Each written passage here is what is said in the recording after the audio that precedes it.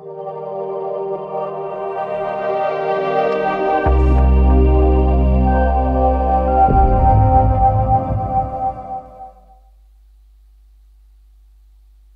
இந்த வார்த்தையோடு கூட உம்முடைய சமூகத்தில் வருகிறோம். கர்த்தாவே பேசும், இயேசுவின் நாமத்தில் பிதாவே, ஆமென். என் தேவனே, என் தேவனே, ஏன் என்னை கைவிட்டீர் என்று ஆண்டவர் ஒரு ஆழமான பாரமான ஒரு சோகம் நிறைந்த வார்த்தையை சிலுவையிலிருந்து பேசுகிறார். இது 4வது வார்த்தை. ஆண்டவர் அநேக அர்த்தமுள்ள வார்த்தைகளை இந்த சிலுவையிலிருந்து பேசியிருக்கிறார். அதிகமாய் பேசினதல்ல, சுருக்கமாய்த்தான் ஆண்டவர் பேசியிருக்கிறார். ஆனால் ஒவ்வொரு வார்த்தைக்கும் அதனான ஆழமான அர்த்தம் உண்டு. இந்த இடத்துல ஆண்டவர் ஒரு இருதயம் உடைக்கப்பட்ட ஒரு வார்த்தையை பேசுகிறார். 45ஆம் வசனத்தை வாசிக்கும் பொழுதோ, 6ஆம் மணி நேரம் முதல் 9ஆம் மணி நேரம் வரைக்கும் பூமி எங்கும் அந்தகாரம் உண்டாயிற்று என்று மத்தேயு 27:45 வாசிக்கிறோம். 6ஆம் மணி முதல் 9ஆம் மணி நேரம் வரைக்கும் என்று சொல்லும் பொழுது மத்தியானம் 12லிருந்து 3 மணி வரைக்கும் என்று அர்த்தம், யூத கால்குலேட்டர் படி. அப்ப இந்த மதிய வேளையிலே அந்தகாரம் உண்டாயிற்று. சூரியன் வந்து நிற்கணும், பட்ட பகலா இருக்கணும், ஆனா அந்தகாரம் உண்டாயிற்று. எந்த பக்கம் திரும்பினாலும் இருளோ இருக்குது. எல்லாரும் என்ன நடக்குது, வித்தியாசமா இருக்குது என்று சொல்லி பார்த்து கொண்டிருக்கிறார்கள். அந்த நேரம்தான் ஆண்டவர் எல்லா ஜனங்களின் பாவங்களையும் இயேசு கிறிஸ்துவின் மேலே வைத்த நேரம் அது. ஆண்டவர் இன்னைக்கு நம்முடைய வாழ்க்கையிலே நமக்கு ரட்சிப்பை கொடுத்து நம்மை நிறைவாய் நடத்துவதற்கு காரணம், அன்றைக்கு இயேசு கிறிஸ்து சிலுவையிலே நம்முடைய பாவங்களை சுமந்தவராய் தொங்கிக் கொண்டிருந்தார். 3 மணி நேரம் தேவன் இயேசுவுக்கிட்ட பேசவே இல்லை. எப்பவும் காலையில் எந்திரிச்சு அவருடைய சமூகத்தில் உட்கார்ந்து இருப்பாரு. எப்பவும் அவர் என்ன சொல்றாரோ அதை கேட்டு அதனால அவர் கழிப்பாரு. இப்படி தேவனோடு கூட இயேசு கிறிஸ்துவுக்கு உன்னத உறவு இருந்தது. நம்ம எல்லாம் ஊழியம் செய்கிறோம், நம்ம எல்லாம் ஒரு ப்ரோக்ராம் நடத்துகிறோம், நம்ம எல்லாம் ஒரு இன்வால்வ்மெண்ட் பண்ணிட்டு இருக்கிறோம்னா அப்பா ரொம்ப டயர்டாக இருக்குன்னு படுத்துருவோம். அடுத்த நாள் காலையில் 5 மணி ஜெபத்துக்கு பார்த்தா பாதி பேரை காணாமல் இருப்பாங்க, ஒரு நாள் லேட்டாக போயிடுச்சுன்னா. ஆனால் ஆண்டவர் விடிய காலமே எழுந்து தேவனுடைய சமூகத்தில் போய் காத்திருந்து இந்த நாளுக்கு உண்டான கிருபையை தாரும் என்று சொல்லி ஜெபிக்கிற ஒரு பழக்கம் உண்டவராக காட்டப்பட்டிருந்தார். எப்பொழுதும் தேவனோடு கூட ஒரு உன்னத ஒரு உறவை வைத்திருந்தார். ஆனால் இந்த குறிப்பிட்ட 3 மணி நேரம் இயேசுவுக்கும் தேவனுக்கும் தொடர்பு இல்லாமற் போயிற்று. எல்லாருடைய பாவத்தையும் அவர் சுமந்தார். அந்த 3 மணி நேரத்திற்கு பிறகாகத்தான் இங்கே கதறும் சத்தம், ஏலி ஏலி லாமா சபக்தானி என்று ஆண்டவர் கதறுகிறார். இங்கே வசனம் சொல்லுகிறது மிகுந்த சத்தமிட்டு கூப்பிட்டார் என்று சொல்லி. மிகுந்த சத்தம். அந்த மனுஷனுக்கு எப்படி மிகுந்த சத்தம் வந்திருக்கும் சிலுவையில் இருக்கும்போது யோசிச்சு பார்த்தீங்களா? அவரை ஏற்கனவே அடித்து, ஏற்கனவே அவரை காயப்படுத்தி, கொடுமைப்படுத்தி, அவ்வளவும் ட்ரெயின் ஆகி, தண்ணி கொடுக்கல, சாப்பாடு கொடுக்கல, டீஹைட்ரேட் ஆகியிருப்பார். அவர் எல்லா ரீதியிலையும் அவர் ரொம்ப நொந்து இருக்கிற, பலமில்லாத இருக்கிற நேரம் எப்படி அவர் சத்தமாக பேசியிருக்க முடியும்? அப்ப அவர் சத்தமாய் பேச வேணும்னா அவர் இருதயத்திலிருந்து அவருடைய பலம் மொத்தமாய் எடுத்தவராய் அவர் பேசியிருக்கணும். Eli Eli. ஒவ்வொரு தடவை சொல்லும் பொழுதும் அவர் லிட்டரலா பலம் கொடுத்து பேசியிருக்கணும். ஆமேன். ஒரு பக்தர் சொன்னது என்னன்னா, ஒவ்வொரு தடவை சொல்லும் பொழுதும் அவர் அப்படியே மொத்த பலத்தையும் பிடிச்சு அவர் பேசுறதுனால பாடி எழும்புமா. இப்படி சிலுவையில் அரைஞ்சிருக்கிறாங்க, இப்படி ஏலி ஏலி அப்படின்னு எழும்பி நின்று பேசணும். அப்படின்னா தான் சத்தம் வெளியே வரும் ஜோரா. அப்படி ஆண்டவர் அந்த இடத்துல சிலுவையிலே கதறினார். எதற்காக? ஆண்டவருடைய கதறுதல் எதற்காக வந்துச்சு? என் மேலே இவ்வளவு பேரை அவமானமாக பழிய சொல்கிறாங்களே, எனக்கு இவ்வளவு கேவலமாக எனக்கு தண்டனை கொடுக்குறாங்களே, இப்படி என்னை அடித்து தொங்க விட்டுருக்காங்களே, இதுக்காகலாம் இல்லை. என்னை விட்டு ஏன் ஆண்டவரே நீ தள்ளி போனீர்ன்றது தான். அதற்குத்தான் அவர் கதறுகிறாரு. அதற்குத்தான். அப்படி அடித்தவங்கள ஆண்டவர் ஃபஸ்ட்டு எடுத்த உடனே மன்னிச்சிருங்கப்பான்னு பேசிடுறாரு. ஆனால் இயேசு தேவனை விட்டு பிரிந்த அந்த 3 மணி நேரம் அவரால் தாங்க முடியல. கதறுகிறாரு. ஒரு கம்ப்ளைண்டாக இல்லை. ஆண்டவர் ஒரு பாவமில்லாத ஒரு பரிசுத்தர். கம்ப்ளைனா ஆண்டவரே இப்படி போயிட்டீரேன்னு இல்லை, ஆண்டவரே என்னால் இருக்க முடியலையே இந்த இடத்துல. அந்த மரண நேரத்திலும் ஆண்டவர் கதறி பேசுகிற காரியத்தை தான் இங்கே நம்ம பார்க்கிறோம். ரொம்ப ஆழமான அர்த்தமுள்ள வார்த்தை, மிஸ்ட்ரி. ஆண்டவர் என்ன அங்கே நடந்துட்டு இருந்தது, எப்படி அவருடைய இருதயத்தில் ஓடிட்டு இருந்ததுன்னு பெருசாக நம்ம கிட்ட சொல்லலை. ஆனால் ஆழமான ஒரு வார்த்தையை கர்த்தர் பேசியிருக்கிறார். கர்த்தருக்கு ஸ்தோத்திரம். தவிப்பு என்ற ஒரு வார்த்தையோடு கூட இந்த வசனத்துக்கு நான் தலைப்பிட்டு பேசுகிறேன். இயேசுவின் தவிப்பு. 5 காரியத்தை உங்களுக்கு முன்பாக நான் சொல்லி முடிக்க விரும்புகிறேன். முதலாவது, தீர்க்கமான கதறல். ஆண்டவர் ஒரு புரோஃபெட்டிக்கா இந்த சத்தத்தை வெளியிடுகிறார். சங்கீதம் 22:1 வாசிக்கும் பொழுது, என் தேவனே, என் தேவனே, ஏன் என்னை கைவிட்டீர் என்று சொல்லி தாவீது கதறார். 1000 வருஷத்துக்கு முன்னாடி தாவீது கதறின அதே வசனத்தை எடுத்து தான் ஆண்டவர் இங்கே பேசுகிறார். ஆண்டவர் எப்ப பேசினாலும் அவர் சுயமாய் பேசாமல் வசனத்திலிருந்து பேசுகிறார். பிசாசுக்கிட்ட போராடும் பொழுதும் அவருக்கு சுயமாக வேலையை பார்த்துட்டு போன்னு சொல்லலை, வசனத்தில் எழுதியிருக்குதுன்னு பேசினார். வார்த்தை அவருக்குள் நிரம்ப இருந்தது. இந்த கடைசி நேரத்தில், தொங்கிக்கிட்டு இருக்கிற நேரத்தில், அடித்து பலமில்லாத இருக்கிற நேரத்தில், உயிர் போரிட்டு இருக்கிற நேரத்தில் கூட சொந்த வார்த்தையை பேசலை, அவர் வசனத்தை பேசுகிறார். ஆமேன். என் தேவனே, என் தேவனே, ஏன் என்னை கைவிட்டீர்? எப்படி புரோஃபெட்டிக்கா அன்றைக்கு 1000 வருஷத்துக்கு முன்பாகவே தகப்பனாகிய தாவீதின் வாயிலே இந்த வார்த்தையை போட்டு வைத்திருந்தீரே, இந்த சூழ்நிலைக்கு நேராக நான் நடத்தப்பட்டிருக்கிறேன், வேற யாரும் இல்லை, அவர் சொன்ன மேசியா நான் தான் என்று மற்றவர்கள் பார்க்க. இந்த வசனம் நமக்கு புதுசா இருக்கும். ஆனா என் தேவனே, என் தேவனே, என்னை கைவிட்டுன்னு சொல்லும் போது யூதர்களுக்கு உடனே தெரியும், இது தாவீதின் வசனமாயிற்று. ஹல்லேலூயா. அப்ப அவர் சொல்ற அந்த வசனத்தை இவர் சொல்றாரு என்று சொல்லி அவர்களுக்குள்ளே ஆக குழப்பம் வந்திருக்கும். அவருடைய செயல்கள் எல்லாமே, அவர் ஆண்டவர் என்ன செய்தாரோ அதைத்தான். யோவானில் நம்ம இதை ஏற்கனவே பார்த்துருக்கிறோம். அநேக காரியங்களை ஆண்டவர் தத்ரூபமாய் பழைய ஏற்பாட்டின் நிழலாய் ஆண்டவர் பலதை புதிய ஏற்பாட்டிலே அவர் பேசியிருக்கிறார். இந்த சங்கீதம் 22 பார்க்கும்போது எல்லாம் இயேசு கிறிஸ்துவை குறித்தே சொல்லப்பட்டிருக்கிறது. அப்பண்டமாய் அவர் அடிக்கப்படுகிறார், கையில காலில், அவர் மேலே இப்படி தேவையில்லாத வார்த்தைகளை பேசுகிறாங்க, அவரை கேவலப்படுத்துகிறாங்க என்று சொல்லி அவருடைய துணிகளை உரிகிறாங்க. எல்லாவற்றையும் குறித்து ஆண்டவர் ஏற்கனவே தாவீதின் மூலமாக பழைய ஏற்பாட்டிலே பேசி வைத்திருக்கிறார்.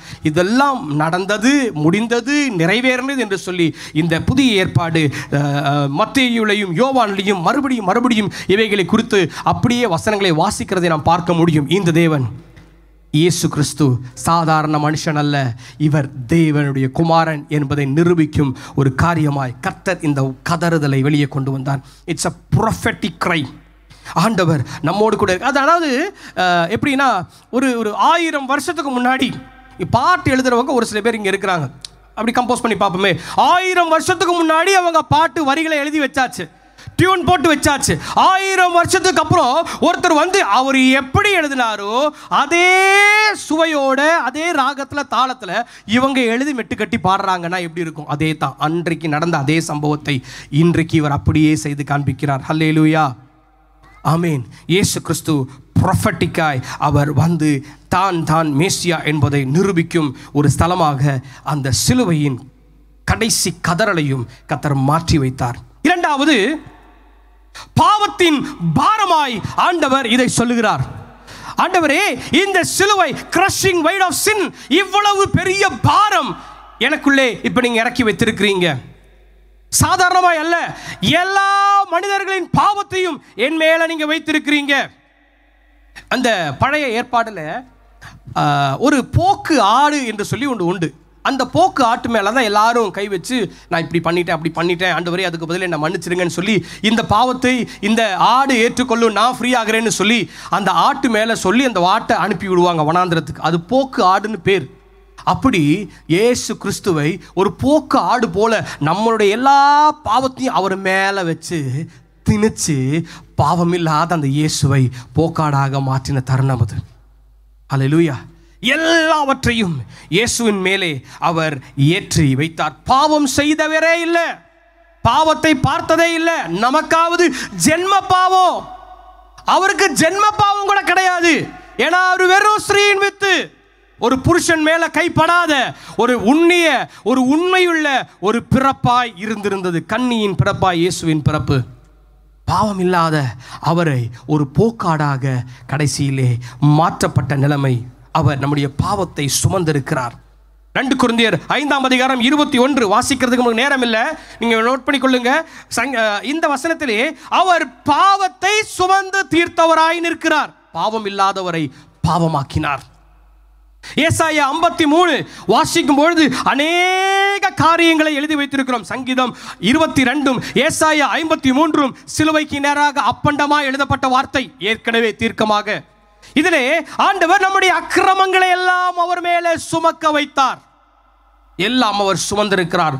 மூன்றாவது, அவர் சாபத்தை எல்லாம் தன்மேலே ஏற்றுக்கொண்டு இயேசு நமக்காக சாபமானார். கலாத்தியர் 3:13 வாசிக்கிறோம். இப்படி ஆண்டவர் தன்மேல் எல்லாவற்றையும் ஏற்றுக்கொண்டார். எல்லாருடைய பாவம், நம்ம வாழ்க்கையில செஞ்ச பாவத்தை கொஞ்சம் கணக்கிட்டு பார்ப்போம் எவ்வளவு இருக்குன்னு. ஒவ்வொருத்தனுக்குள்ள இவ்வளவு பாவம் இருந்துச்சுன்னா இத்தனை மில்லியன் ஜனங்களுடைய பாவங்களை இனி வரப்போகிற ஜனங்களுடைய பாவங்களையும் சேர்த்து அவர் மேலே வைத்திருந்தார் என்றால் அது எவ்வளவு பெரிய பாரமான ஒரு காரியம்.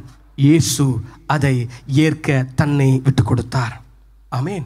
ஆண்டவர் இனிஷியலா ஒரு ஆடை அடிச்சு ஆதாமுக்கு ட்ரெஸ் பண்ணி கொடுத்து போடாப்பா அப்படின்னு அனுப்பிச்சு விட்டாரு. அதே போலே பண்ணியிருந்தா பரவாயில்ல. ஆனா இந்த தடவை போக்காடாக அல்ல, தன்னையே கொண்டு வந்து அர்ப்பணிக்க அவர் சித்தமானார். பாவத்தின் பாரம், இட்ஸ் a real suffering. ஆண்டவர் இதை நமக்காக ஏற்றுக்கொண்டார். ஒரு ஒரு கதை ஞாபகத்துக்கு வருது. ஒரு ஜட்ஜு அங்க அங்க ஒரு ஒரு குற்றவாளி ஒருத்தன் இருக்கிறான். அந்த குற்றவாளிக்கு அவர் தீர்ப்பளி இவ்வளோ பெரிய தண்டனை நீ கொடுக்கணும் அப்படின்னு சொல்லி அவன் மேலே ஒரு ஃபைனை இம்போஸ் பண்ணி அவனை சொல்லி முடிச்சு ஜட்மெண்ட் எழுதிட்டாரு. ஆனால் அவருக்கு ஏதோ ஒன்று அந்த குற்றவாளி மேலே ஒரு ஒரு ஈர்ப்பு. அவர் என்ன பண்ணுறாரு, ஜட்ஜி அவர் கொடுத்துட்டு அவர் வேர்டிக்ட் எழுதிட்டு கீழே இறங்கி வந்து பாக்கெட்லேருந்து வாலெட்லேருந்து அவரே பணத்தை எடுத்து கொடுத்து இது நீ கட்டிரு அப்படின்னு சொல்லி, ஏன்னா உனக்கு கட்ட முடியாத லோடு இது, நீ கட்டி முடிச்சிரு என்று சொல்லி அவனுக்கு உதவி செஞ்சார். அதுபோல இது நடந்த ஒரு சம்பவம். அதுபோல ஆண்டவர் அவரே இறங்கி வந்து நம்ம மேலே இருக்கிற ஜட்ஜ்மெண்ட்டுக்கு அவரே விலைக்கிரயமாய் தம் ரத்தத்தை சிந்தி நமக்காக அவர் நின்றார். கர்த்தருக்கு ஸ்தோத்திரம்.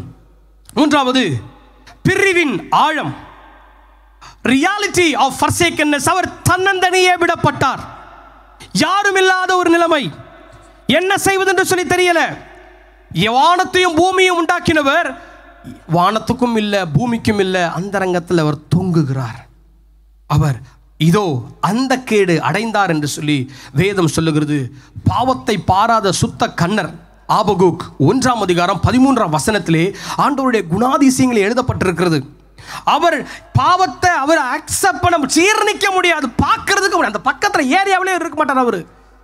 அப்படிப்பட்டவர் இந்த இயேசு கிறிஸ்துவின் வாழ்க்கையிலே நம்முடைய பாவங்கள் எல்லாவற்றையும் கொண்டு வந்து இறக்கி வைத்து ஆண்டவர் திரும்பினார். இந்த இயேசு அந்த நேரத்தில் பாவமாக இருந்தபடினாலே தான் ஆண்டவர் தன் முகத்தை திருப்பினார்.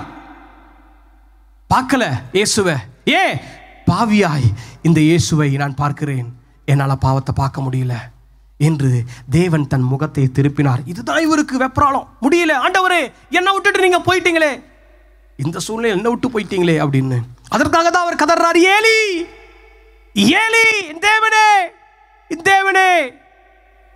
இந்த சூழ்நிலையை விட்டுக்கிட்டீங்களே அப்படின்னு சொல்லல, என்னை விட்டுட்டு ஏன் இப்ப போனீங்கன்னு நான் கேட்டார். ஹல்லேலூயா.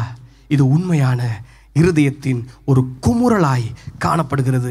கர்த்தர் நமக்காக முதல் முறையாக தேவனை விட்டு பிரிந்திருக்கும் நேரம், மனிதனுக்கும் தேவனுக்கும் நடுவாக அது ஒரு பாலமாய் அமைந்தது. கையை உயர்த்தி ஆமென் சொல்லுவோமா? எனக்கும் என்னை படைத்த தேவனுக்கும் நடுவாக ஒரு பாலத்தை இயேசு கிறிஸ்து உண்டாக்கி வைத்த நேரம் அது.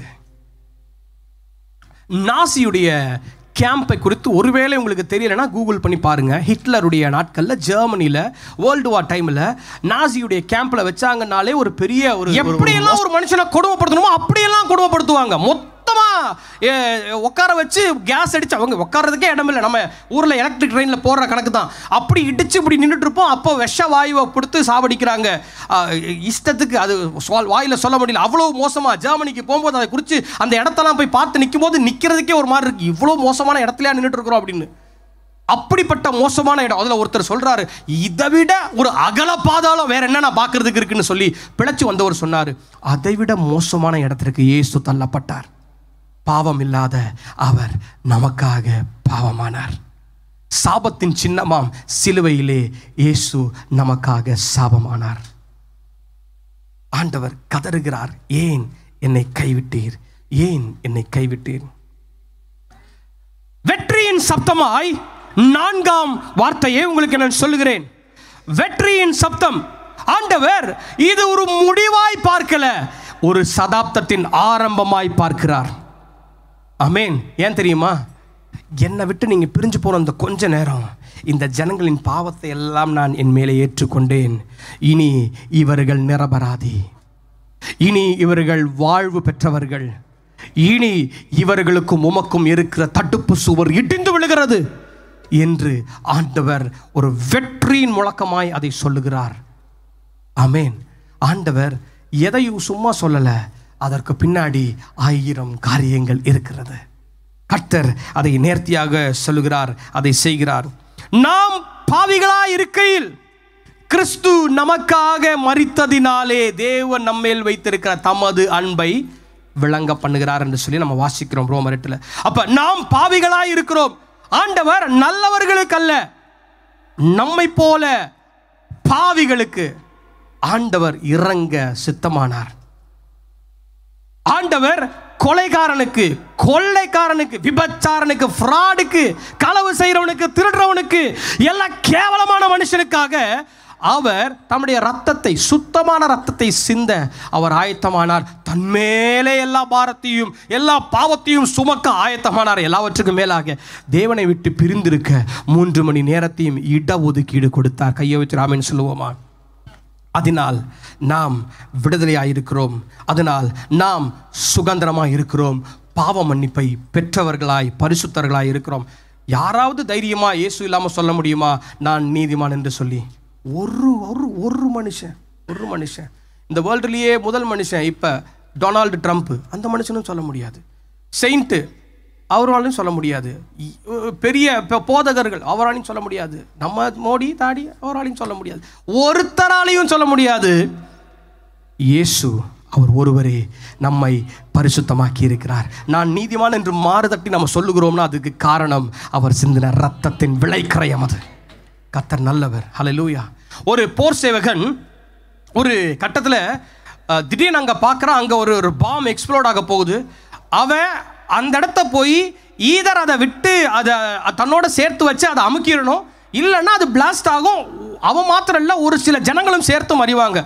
அவனா கூட்டமா என்று பார்க்கும்போது தன்னுடைய உயிரையும் துச்சமாய் நினைக்காமல் அவன் ஓடி போய் அதை எடுத்துட்டு அவன் குதிச்சான். வெடிச்சிருச்சு. அவன் செதறி சின்ன பின்னமாய் செத்து போனான். ஆனால் அவன் செய்த செயல், அவன் தற்கொலை முயற்சியாய் அதை செய்திருந்தாலும் ஒரு கூட்ட ஜனத்தை அவன் காப்பாற்றும் முயற்சியாக அது மாறினது. இயேசு கிறிஸ்துவும் இதே போலத்தான் ஒரு சோல்ஜராக இங்கே நின்று தன்னை அங்கே நடுவில் நிறுத்தி வானத்துக்கும் பூமிக்கும் நடுவாக நின்று நமக்காக ஒரு வெற்றி முழக்கம் இடுவதற்கு, நம்மை பரம் சேர்ப்பதற்கு தன்னை விட்டு கொடுத்தார். ஆனாலும் ஆண்டவர் அந்த ஒரு 3 மணி நேரத்தை டைஜஸ்ட் பண்ண முடியல. 3 மணி நேரம் அவருக்கு ஒரு பெரிய யுகமாய் மாறிட்டு கதறுகிறாரு. 5வதாக தள்ளப்பட்டவர்களுக்கான ஒரு ஆறுதலாய் இந்த வார்த்தை முடிகிறது. Comfort for the forsaken one. நம்ம தள்ளப்பட்டிருக்கிறோம் நினைக்கிறோமா? ஆண்டவர் ஒரு நற்செய்தி சொல்லுகிறாரு.